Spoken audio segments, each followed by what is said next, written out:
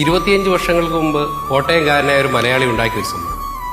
അദ്ദേഹത്തെ നിങ്ങൾക്കറിയില്ലെങ്കിലും ഇന്ന് അദ്ദേഹത്തെ പറ്റി നമ്മളെല്ലാവരും അറിയും. കാഴ്ചശക്തി ഇല്ലാത്ത അദ്ദേഹത്തിന് കാണാൻ കഴിയാൻ പറ്റാതിരുന്നൊരു ലോകം ഒരു കൂട്ടം ചുണക്കുട്ടന്മാരിലൂടെ ലോകത്തെ കാണിക്കും. വർഷങ്ങളായിട്ടുള്ള പരിശീലനവും നേടിയെടുക്കുമെന്നുള്ള ആത്മവിശ്വാസവും ഇന്ന് അവരെ എത്തിച്ചെവിടെയെന്നറിയാം. പറഞ്ഞു വരുന്നത് വേറൊന്നിനെയും പറ്റിയല്ല. Rap music, cinematic music, slasher show എന്നിങ്ങനെ ലക്ഷക്കണക്കിന് ആൾക്കാരെ പിടിച്ചിരുത്തുന്ന ഈ കാലഘട്ടത്ത് 25 വർഷങ്ങൾക്ക് മുമ്പ് കോട്ടയം ജില്ലയിലെ ഒരു ചെറു ഗ്രാമത്തിൽ നിന്ന് രാജേന്ദ്ര പണിക്കർ എന്ന് പറയുന്ന അന്ധനായ ഒരു വ്യക്തി ഒരു കൂട്ടം ചെറുപ്പക്കാരുടെ ശബ്ദവും ശക്തിയും പരിശ്രമമാണ് ജനഹൃദയങ്ങളിലേക്ക് തൊടുത്തുണ്ട്.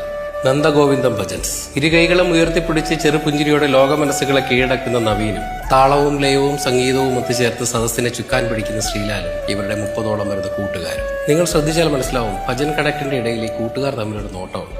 അതിനൊരു വലിയ അർത്ഥമുണ്ട്. ആയിരക്കണക്കിലാണ് ടിക്കറ്റ് വിത്തിരിക്കുമാറാ.